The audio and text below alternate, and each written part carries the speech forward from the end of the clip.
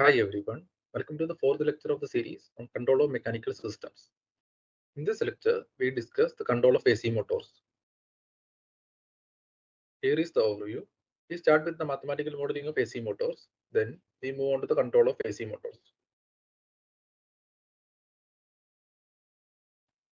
Similar to DC motors, AC motors can also be used as actuators in mechanical systems.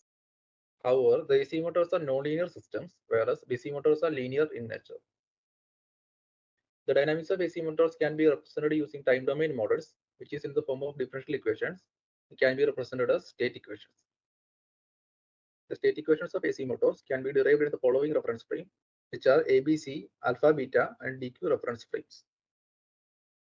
ABC is the actual three-phase stationary reference frame in which the voltages and currents are three-phase AC with 120-degree phase shift.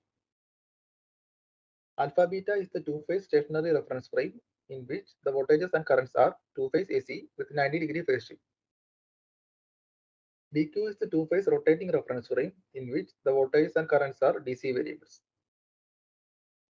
Here alpha, beta, and DQ are two-phase reference frame which are obtained from ABC using some transformations.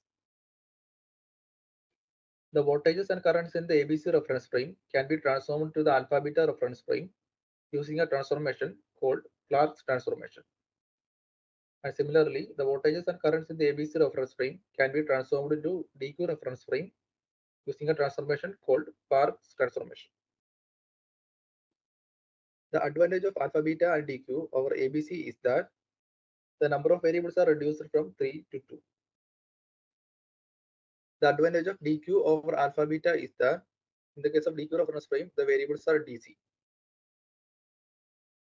This is because of the reason that in DQ reference frame, the D and Q axes are rotating at an angular frequency omega.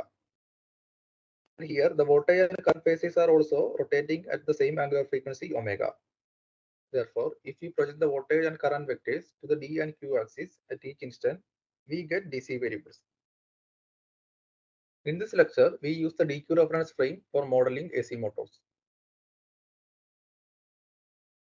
Here we consider the time domain modeling of AC motors in DQ reference frame, and we consider the permanent magnet synchronous motor, or in short PMSM, for which the equivalent circuit in DQ reference frame is given in figure 1.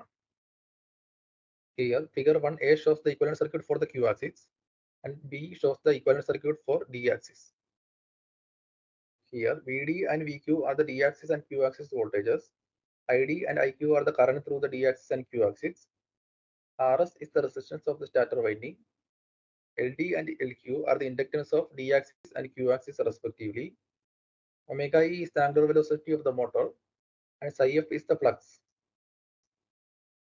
Now by applying voltage balance in this circuit, we get VQ is equal to RS into IQ plus LQ into DIQ by dt plus omega E into psi F plus omega E LD ID.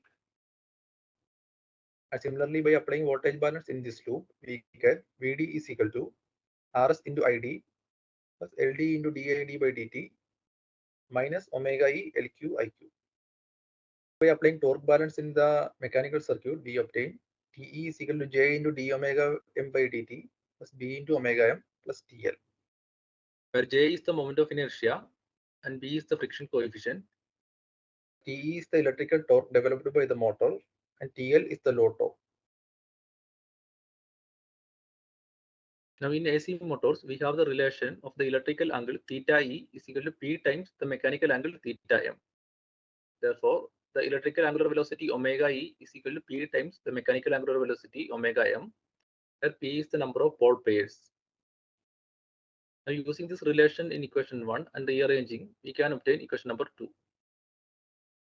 And by considering the dependent variables as the state variable, we define x1 equal to theta E, x2 equal to omega E, x3 equal to IQ, and x4 equal to ID. And we define the control input as U1 equal to VQ and U2 is equal to VD. And also define the electrical torque TE is equal to KT times IQ, where KT is the torque constant. We can rewrite equation 2 as in equation number 3, which gives the state equation of the PMSM. Next, we move on to the control of AC motors, for which we consider the PMSM state equation as in equation number 4, and the system parameters are chosen as in equation number 5.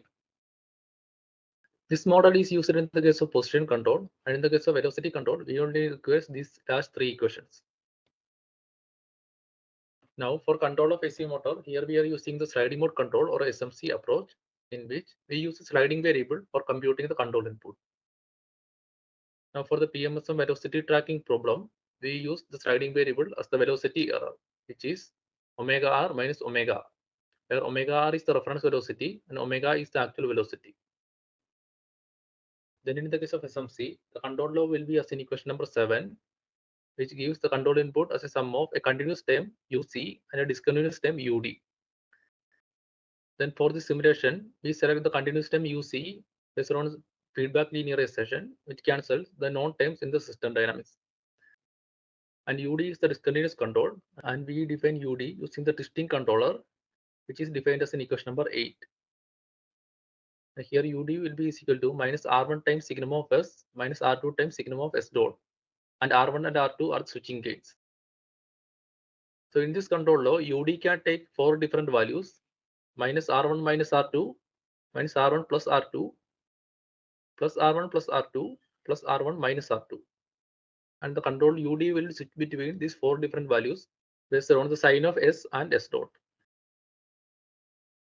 Now we select the simulation parameters as in equation number 9, in which the reference velocity omega r is chosen as 25 plus sine of t, which gives the reference velocity as a sinusoidal signal with some DC type. And the switching gain R1 and R2 are chosen as in here. Figure 2 shows the simulation response of PMSM with SMC, in which the first plot is corresponding to the velocity versus time, in which the red one is the reference velocity and the black one is the actual velocity. Here we can see that with SMC, we can able to track the reference velocity. The second plot is corresponding to the plot of the sliding variable and the estimated sliding variable. So here we can see that sliding variable is converging to 0, which basically implies that omega is equal to omega r. Here the plot of the estimated S dot is given, and this plot shows the plot of the control input. The MATLAB course for the simulation can be downloaded from the link given in the description. And in the next lecture, we discuss the control of simple pendulum. That completes this lecture. Thanks for listening.